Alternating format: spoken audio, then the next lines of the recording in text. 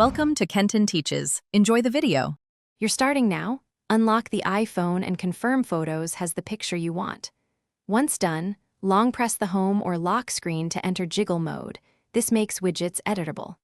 Tap the plus in the top left to open the widget gallery, then search or scroll to Photos. Make sure you select the correct size, small, medium, or large, because that affects which image crops and how often it rotates. Now customize. After picking Photos, choose the widget size that fits your layout and visual goal. If you want rotation, use the Photos widget which cycles favorites. For a static image, use a Widget Maker app or add a shortcut-based widget. Once selected, tap Add Widget and drag it to the desired spot. Make sure to tap Done or exit jiggle mode. If you used a third-party app, follow its in-app steps to point the widget to a specific. Finish by exiting jiggle mode and watching the widget for correct image display. You should see rotation if using Photos or the chosen static image if configured.